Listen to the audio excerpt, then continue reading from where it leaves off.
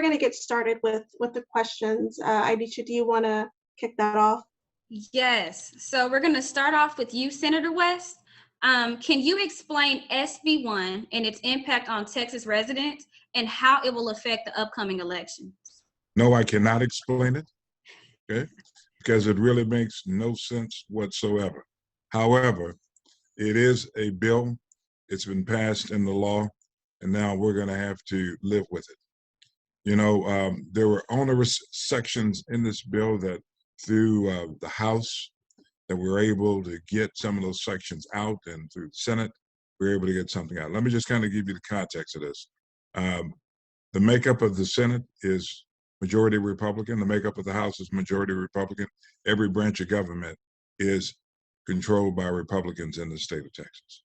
And so to the extent that they wanted to pass a bill, they were able to do it. If they wanted to pass gas, they could pass gas, okay? That's how much power they have and how much control they have. And let me just kind of give this as an intro. The fact is that we've got to do a better job at electing people on the Democratic tickets so we can have more balance. Senate Bill 1 is out of balance, even though there are tools that we can also use in the state as we get ready to go into the elections.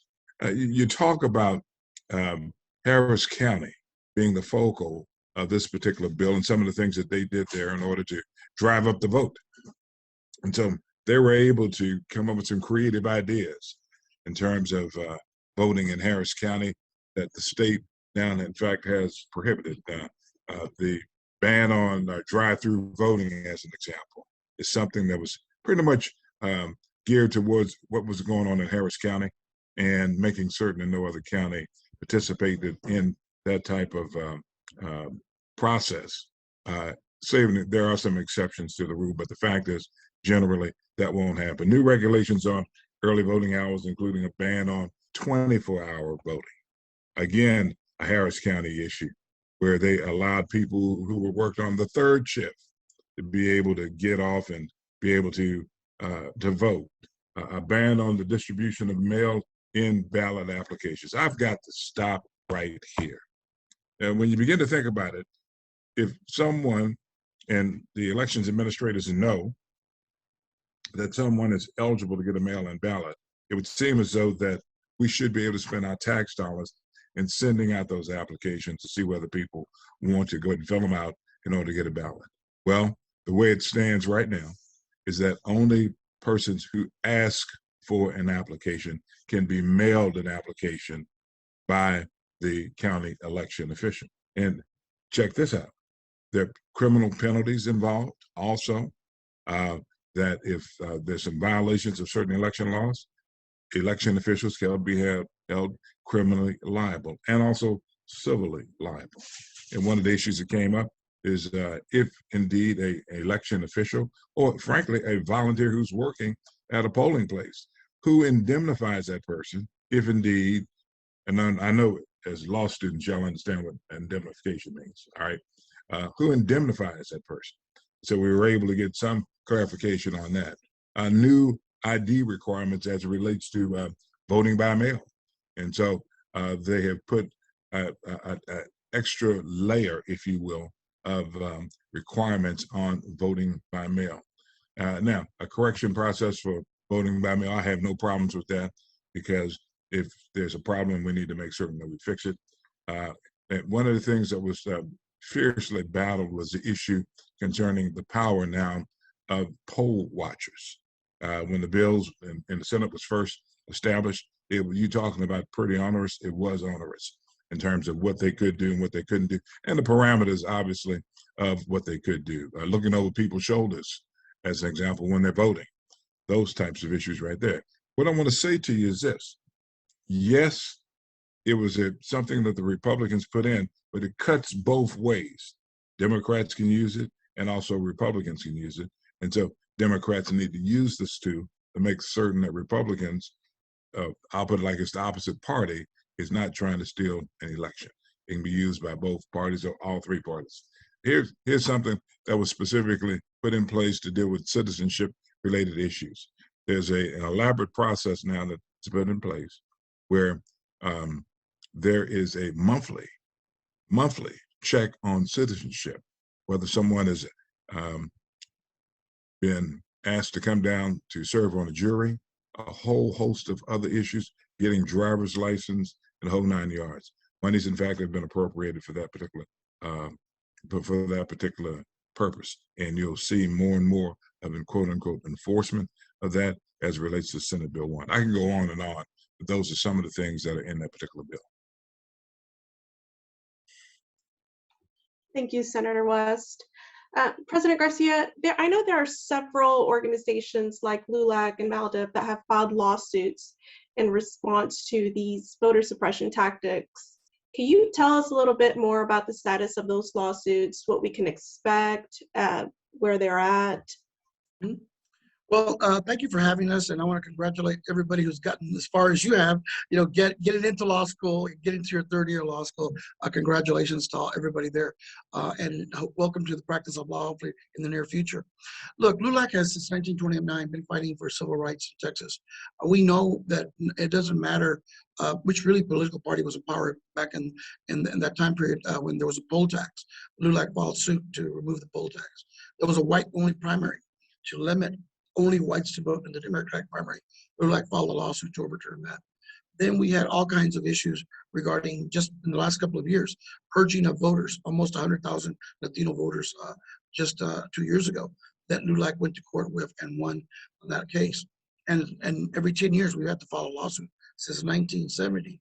And every redistricting map in the state of Texas since 1970 till 2010 has had the LULAC name on it, because we're the ones that go to court. And unfortunately, here we are in 2020 having to go to court again. And we have filed a lawsuit on the voter suppression bills. I believe they are unconstitutional. They're trying to rig the system.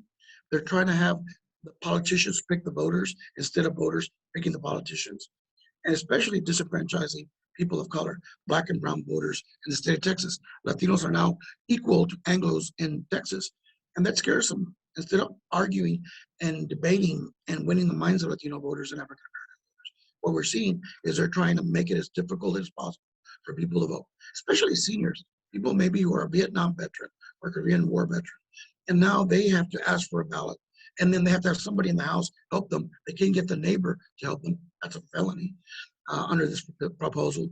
And it makes it much more difficult for people to vote by mail during a pandemic. Again, this is rigging the system. We believe it's unconstitutional, illegal, and we're going to go to court on it. Thank you so much, Mr. Garcia. Representative Ramos, what has made voter suppression this election cycle different from previous elections? Well, and once again, thank you all for inviting me. And I second everything that President Garcia mentioned, but one of the areas it's particularly, I think, of concern for me in this legislation, and I think really is where you all can really make a difference and impact, is the poll worker provision of this new bill, this SB1. So essentially, poll watcher. So there's a difference between a poll worker and a poll watcher. A watcher is somebody that has been appointed by either a candidate or the party to go and watch the activity going on in the polling place. Now, if you all have not participated as a poll worker or poll watcher in the past, now's the time to step it up. Because what this law allows poll watchers to do is intimidate voters while they're in the polling place. And so I've served as a poll watcher in the past, ever since I was 18, and I encourage you all to do this. Take the day off or take a few days off during early voting, whatever you're doing, ask for work off, get an excuse from school, whatever, and go work at the election polls. Because you're either a poll watcher, if you're working for a party, if you're working for a candidate, but get in the polls. And if you're bilingual for the HALSA students, they need bilingual clerks. What it allowed me to do in the inside when I served as an election clerk, a bilingual election clerk and a poll watcher, is to look at what was going on inside. And since I was 18, 20 some odd years ago, had always seen where they were pushing away voters. They were telling mostly voters of color and women and college students, the election clerk, the election judge gets to kind of call the shots. But many times they're not legally versed. They're a retired person who doesn't really familiarize with the law. They've gone to a little bit of training. They really don't know. Well, that's where my loudmouth, your loudmouths, and your intellectual aptitude to really read those provisions, you can better interpret than what they have, than what they usually interpret, because they're used to sending people away and getting no pushback. And so what this bill allows poll watchers to do, partisan poll watchers, is go in the polling place and intimidate voters. So think about the Proud Boys, the January 6th insurrectionists, now in your polling place, looking over you, because the law says they could be close enough to hear and see what's going on. So your abuelita that's there, that doesn't understand or whatever, that poll watcher could essentially be, a few feet away from them looking over their shoulder. That's where you, as an election clerk or poll watcher, register to volunteer as a poll watcher so that you can be in there and, be one of the last voices for the people inside the polling place. It scares me to see, to know that this law allows poll watchers with impunity to intimidate voters, but an election clerk who actually works there, who tries to stop them, they can have criminal sanctions placed on the worker, but not the poll watchers. Why do you think that's the case? Because they're going to send their troops of people in our polling places all over Texas without any strings attached or without any consequences to their behavior, but they're going to try to punish election clerks. So I say to you, all of you, that is one of the scariest provisions of SB 1, but that's where you all directly can make an impact to stop our abuelitas, our cousins, our aunts and uncles from being intimidated in the polling places. I've got to say something, and I agree with Anna 100%, but it cuts both ways. That's why it's important for you to be poll watchers. We've got to make certain that we have people at their polling places doing what needs to be done, acting correctly, and making certain that the election is not stolen. But obviously, this particular provision is for the Republican Party because they do want to have those stranger groups that come into our precincts and try to intimidate people. And we've got to make certain that you, as law students, that some of you in your third year, that you participate and get other persons similar situated to you to participate also here in Dallas County and throughout North Central Texas.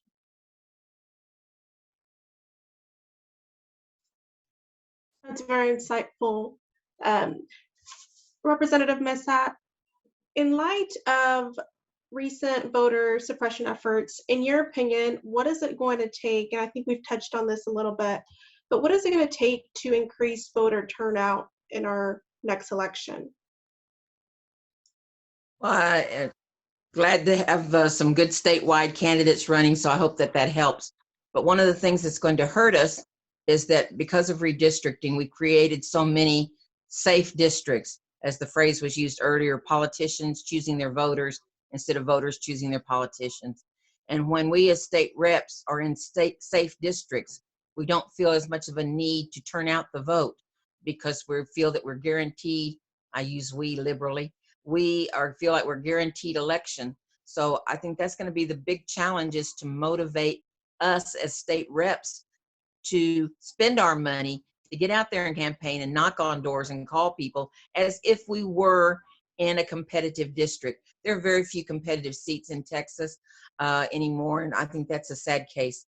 The main thing that helped me in getting out the vote was the issues of SB4, SB4, that was the Show Me Your Papers bill. Since I represent a majority minority district, that issue is very important to them and affected them directly. And so when you have an issue that you can talk to your voters about that impacts them directly, and you can convince them that voting will make a difference in their lives, then that's what gets people to vote.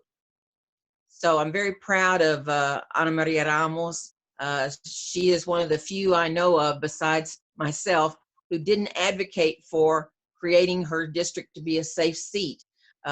She just wanted to run to represent the same people she had been representing. In my case, I've got the map behind me a little bit, so I don't know how well you can see it, but my district was drawn unconstitutionally, as declared by the 3-judge panel out of San Antonio. Important to note, 2 Republicans, 1 Democrat. They said that they had purposely taken Latinos the full length of Irving Boulevard, from Loop 12 all the way to where it reconnects up into 183, and took them out and put them in Anchia's district. Then they went down into East Grand Prairie and took out precincts and put them in what was then Alonso's, now Gonzalez's district. And why did they do that? They were Latino precincts. The judges used a very powerful word because it was such a common word. They didn't use the political terms packing, stacking, cracking. They used the term wasted. They said that the way that the Republicans had drawn the precinct in order to protect their incumbent purposely wasted Latino votes in Irving and Grand Prairie by putting them in districts where their vote would make no difference whatsoever, instead of leaving them in a district where their votes could have made a difference in who got elected. And so that makes you have to work a little bit harder when you're in a gerrymandered district.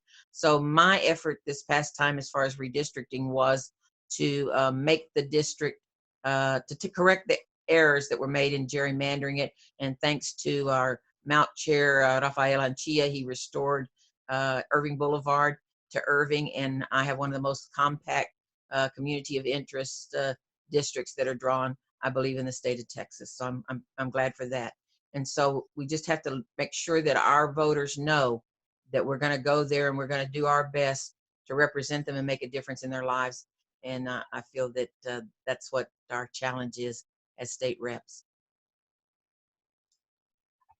Thank you. So you brought up, sorry, Nisha, you brought up the issue of redistricting. How often does that happen, and what can we do to kind of battle those I guess strategic tactics to, like you said, lower the votes of certain voters of color? Well, it's every 10 years after the census.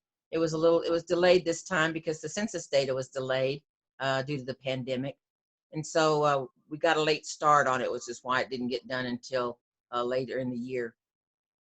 So we only redistrict once every 10 years. And the other side that, as was mentioned before, has so much power in the state of Texas was very intimidated and threatened by our growth, specifically the minorities are 95% of the growth.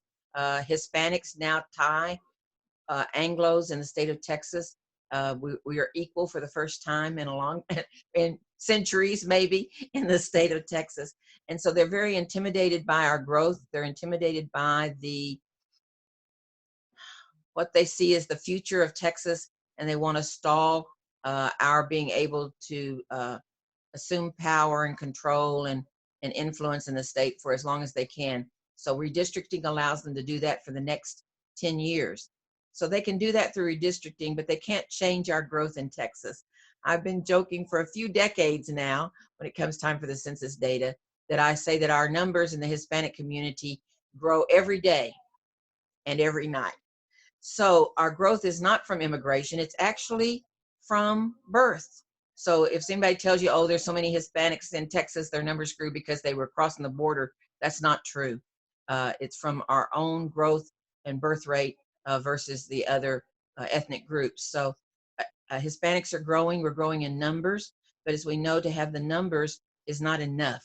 We've got to be involved, be influenced, have an influence. We have to be registered to vote, and elect officials who are going to care about Hispanic and minority issues. Thank you for that. So our next segment here, it's kind of like what we want to call a call to action. And these questions are open to all of the panelists, so feel free to jump in. What can we do as law students and young professionals to protect voting rights? I know that we touched a little bit about serving as poll watchers or election clerks, but what can we do to help with this issue? Let me say this. You are in a very strategic position as law students. You got to remember that, Shelby versus Holder did away with Section 5 of the Voting Rights Act for all intents and purposes. The Supreme Court has come down with a case recently concerning political gerrymandering. And all of those cases was, quote unquote, based on our Constitution. but there had to be arguments that by counsel fit those arguments squarely within the provisions Constitution that they have said violated. You need to look at some of this legislation that's been filed to see whether or not you can come up with some creative arguments consistent with the state constitution, states, and the U.S. Constitution in order to help us to defeat some of the things that they're doing. You are persons that are getting the legal education. You're the closest to, you'll know more law, and I think Domingo would agree with me, Anna would agree with me also. When you get ready to take the bar, you will know more law than you'll know in your whole career as an attorney, okay? So use this time wisely to research these cases, come together with in groups to come up with some creative ideas that we may very well be able to utilize. Because I tell you, ideas are political capital during the legislative session, be it Congress or be it at the state level. So I encourage you to do that. I encourage you, just as we've said, to get involved. Look at trying to do a voter, not only registration drive, but voter participation drive, and come up with a goal in terms of the number of people you're going to get to the polls in order to make certain that they vote. Then you can kind of measure your effectiveness from there. If I can add here, as a law student at Thurgood Marshall School of Law in Houston at TSU, Senator West, okay, before there was a Okay, UNT. all right, okay, all right. I used to hang out over there, still do. Yeah, TSU Tigers. So I was actually privileged to work with some of my professors on a case called Filer versus Doe, which said, could undocumented students go to elementary school in Texas? And I did some research, and that case went up to the U.S. Supreme Court, and it upheld that undocumented students have a right to go to public schools in the United States. And I did a little part as a law student to do the research and help some of my law professors and some of the attorneys that were fighting on that case, as well as the case of Joe Campos Torres, a young Vietnam veteran who was handcuffed. And this is before the George Floyd stuff. This is the 1970s, no, 80s. Who was handcuffed and beaten by Houston police officers and thrown into Houston Bayou and told, swim wetback, let's see how you can swim. And he drowned and died. You know, we were involved in litigation against the city of Houston, trying to change police practices back in the 80s. And those things shape your career as law students and as you become young professionals and attorneys. And I always say, look, I've been blessed. I've been able to do very well as an attorney, you know, as a PI attorney, in terms of representing people, working people against corporations and insurance companies and getting my 33% out of it and being successful. But I enjoy the fact that I make a difference and get justice for people that usually would not have the opportunity to pay $200 or $300 an hour for an attorney or a corporate attorney. But we do it on a contingency basis that allows us to do that. And then that allows me to do the pro bono work that I do, as well as the philanthropy work that I'm doing now with LULAC. Because again, it's about opening the door so that everybody has an opportunity to participate in our democracy and in our legal system. And when I was a kid and I said the liberty and justice for all, I meant all. And I found out that it didn't always mean that. That a lot of times if you're black and brown, you didn't get that. I got stopped for driving while brown many times in Oak Cliff because my first car, my dream car was to have a Porsche. And so when I got my Porsche at age 30, and you're driving a Porsche in Oak Cliff, then automatically it must have been stolen or I'm a drug dealer or something like that. And I was profiled. It wasn't until I got elected to city council that actually stopped. But there was a lot of people that didn't have that opportunity because I saw that profiling. And so those are things where I recommend all of y'all, whether you go into criminal, immigration, or corporate law or government, that y'all try to make a difference and help your community and give back. I'm going to have to leave because I'm actually going to speak on a voting rights panel on gerrymandering tonight in San Antonio, and I got to catch a flight. And I'm in Phoenix, where we celebrated the 10-year anniversary of the recall of State Senator Russell Pierce, the first senator in U.S. history to get recalled for his anti-immigrant racist laws that he passed 10 years ago in Arizona. And now Arizona has 2 Democratic U.S. senators and a majority of Latino and Latina elected officials in the state house and state senate. So I'm looking forward to change in Texas also, and hopefully y'all can make some changes and help us roll back some of this racist stuff that you're dealing with, Ana Maria, Terry, and the state house. And we look forward to doing it not only in the courts, but also at the ballot box. Muchísimas gracias. Thank you all very much. Thank you, brother. And as he's leaving, President Garcia mentioned Plyler versus Doe. You guys, I encourage you to listen to the oral arguments. You can hear those oral arguments there's an app, and you could listen to what the Texas Attorney General is telling the Supreme Court justices and how they placed value on property over people. It was a great oral argument. I did not know that he had that history with Plyler versus Doe, but it is so rich. So I encourage you all to listen to the oral arguments. There are very few actual oral arguments. I think it was early on. This was one of the first cases they were able to record the voice of what was happening, or the audio. So thank you, President Garcia, for sharing that. But I also wanted to add that as the truth is, and we've heard it many times, democracy is under attack. That's really no joke, because if you look at the original bill that the Texas House Republicans or the Texas Republicans filed, they wanted the authority to overturn elections as well. So if they felt that there was some alleged fraud or what have you, they wanted a partisan panel to be able to overturn the elections. That is scary. If you follow anything that's going on in any country in the world, when you're talking about, Maduro or, what's going on in these authoritarian regimes, they were literally drafting legislation that leads us that way.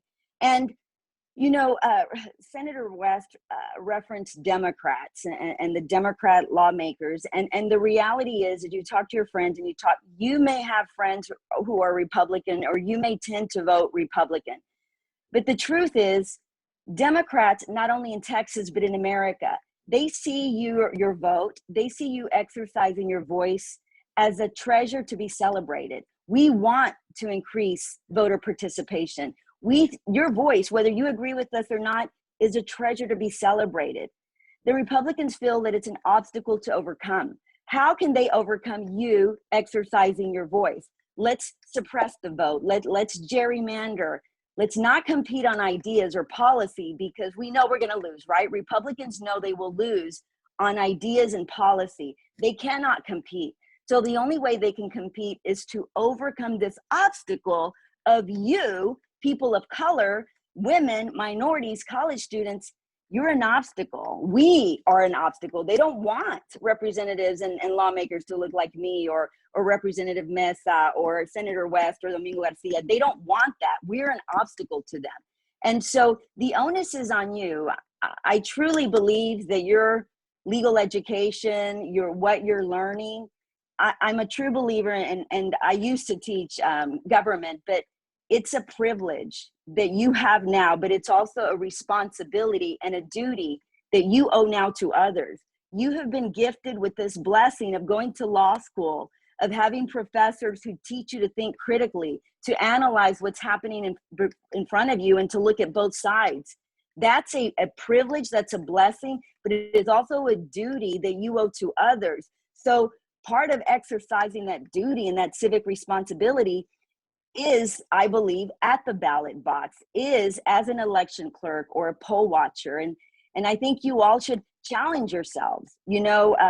Senator West said, set goals on voter registration, absolutely. And voter participation, absolutely. And be creative, but also set goals for yourself to, I'm going to volunteer as an election clerk this time. And it's, you get paid $8 an hour and you get your check like in 6 months or something. It's not about the money, but it's about the commitment to making our country a better place, right? Because the Constitution belongs to all of us, not just them.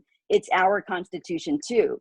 And so working as an election clerk, if you're bilingual, the bilingual clerk, helping some candidates in their campaigns, all of those levels. When I ran for office finally, after 20 some odd years volunteering and all those, I never did it because I thought I was going to run for office one day. I just knew that it was somewhere I needed to be to help make my country and my community a better place. Fast forward 20 years and I'm running for office, and I know exactly what's going on, and I can really empower my own people to really go out there and poll watch and to be an observer and all of that stuff, because I had walked in those, I walked in those paths before, and I was very knowledgeable, which allowed me to be a better candidate and a better public servant. So use your blessing and your gift that you all have today for something greater, because at the end of the day, it is bigger than you. It's bigger than me.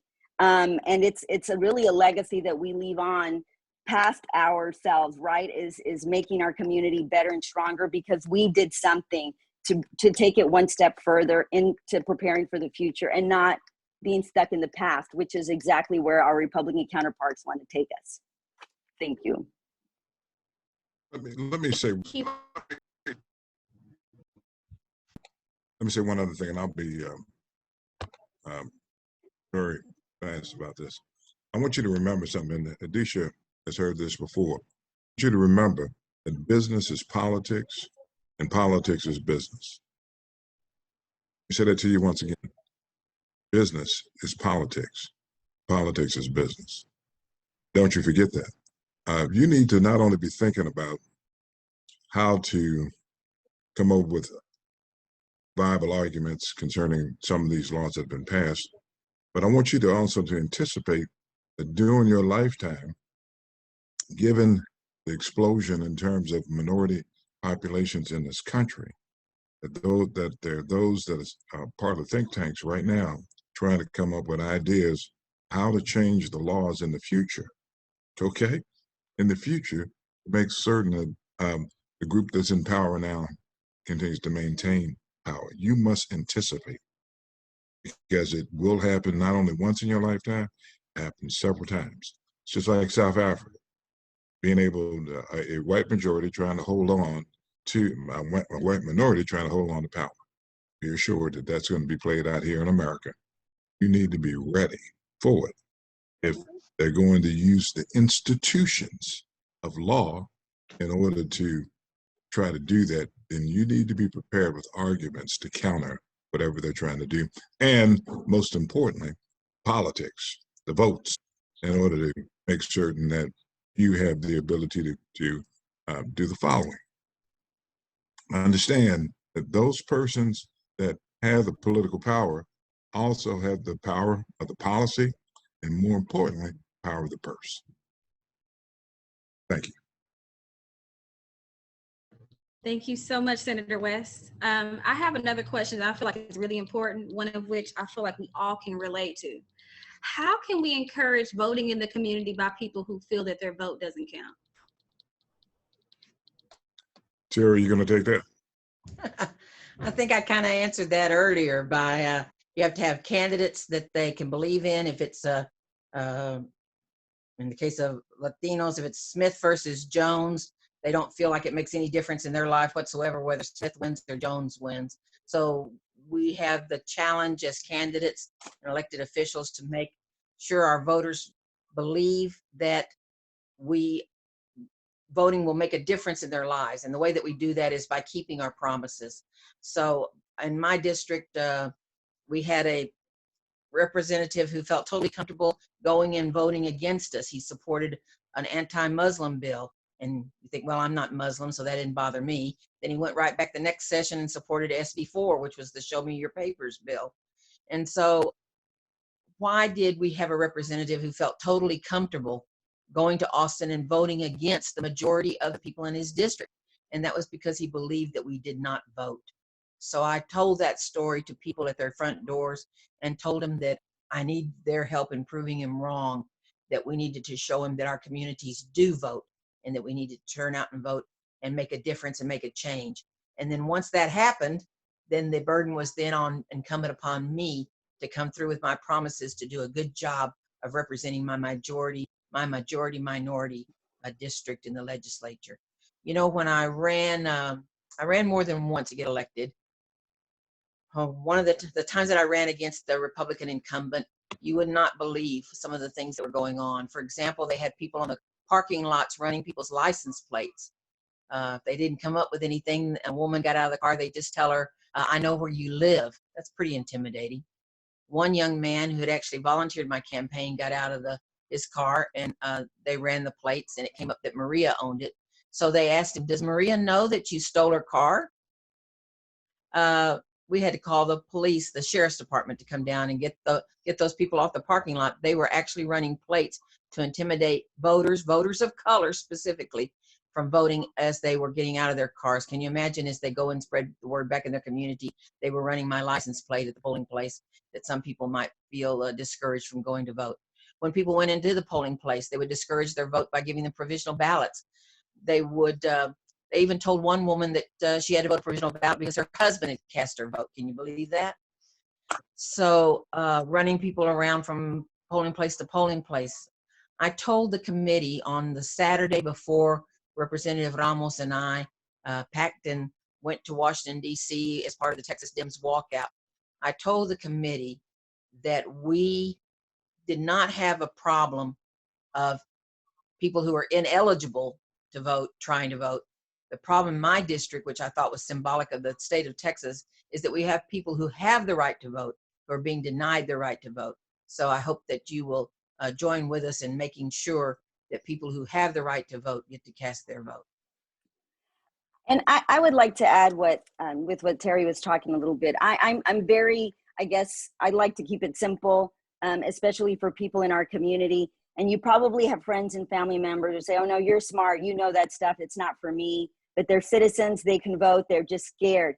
What I do there, I don't know if you all are aware, and if you haven't voted, and many of you probably have not, then do it. Whatever it is, municipal, get into the groove of voting, like going to vote, because I found a lot of people talk about it, but we can look up your voting records to see if you voted.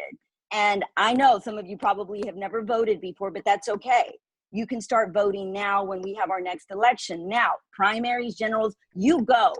That belongs to you. It is your responsibility to go. Now, people are scared because they're like, oh, well, I don't know what to vote for. I don't know all of the candidates. You don't need to know all of the candidates. And when I worked at El Centro and Tom, you don't need to know all the candidates.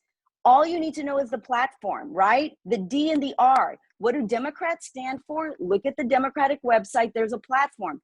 They stand for this. What do the Republicans stand for? They stand for that. Even if you don't know all the candidates, look at what platform they're standing with, and that's going to help you decide. Do you want to, get rid of all the immigrants, or do you want to, find a pathway to citizenship? That our platforms are pretty clear, except Republicans' platform now, or whatever Trump wants. That's a whole other thing. Now, on the Dallas County Elections website, you may not know this. There is a website, the DallasCountyElections.org. On that website, you can click and put sample ballots. If you click a sample ballot and you type in, if you're registered to vote or your address, you can type in the information and they will show you what a sample ballot looks like.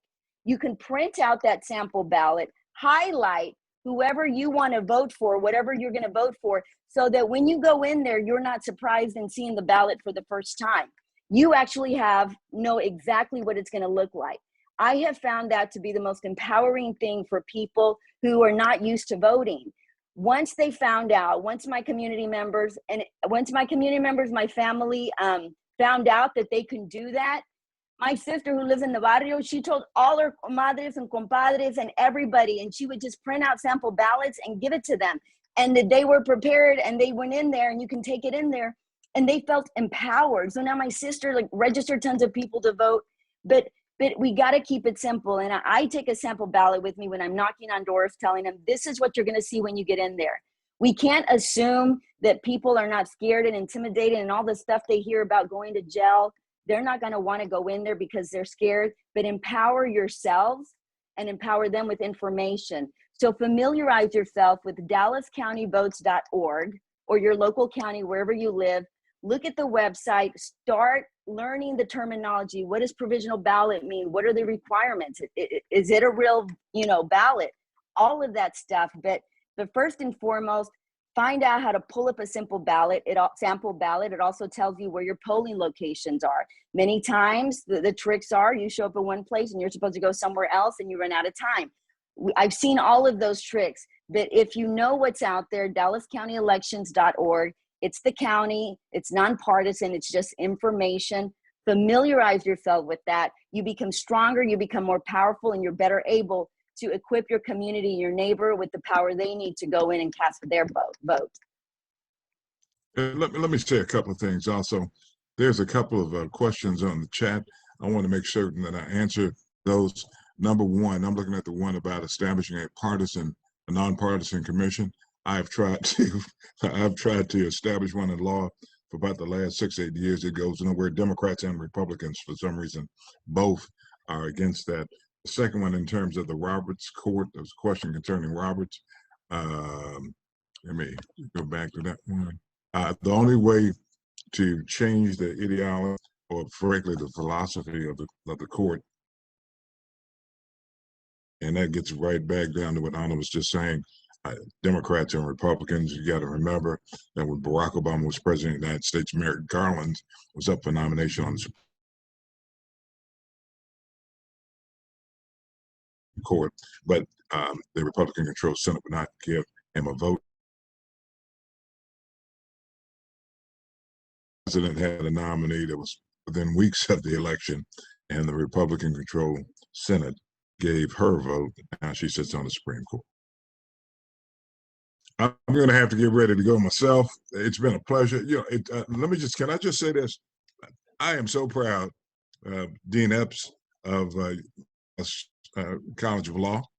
This gives all of you the opportunity to participate as lawyers in this process. And I know we're going to have some top-notch lawyers that will make a change, make a difference. Like Michael Jackson said, that Man in the Mirror song, it's up to you to make that change. So you got to make that change. We're counting on you to make that change. I got to try to go earn some change right now. So y'all have a great one. I look forward to coming down to the law school, Dean, and being with the students. Take care. Thank you. I want to just kind of wrap up on this end. We have a very diverse crowd here today, and I think it's important to note that we need to be each other's allies. A lot of these movements, that like Black Lives Matter, for example, a lot of them did not really take off until other groups joined in the cause. And so that just kind of goes to show how difficult it is to do things alone. And so I appreciate everybody's time here today, the panelists especially, and I'd love to get a group picture of everybody, if that's okay.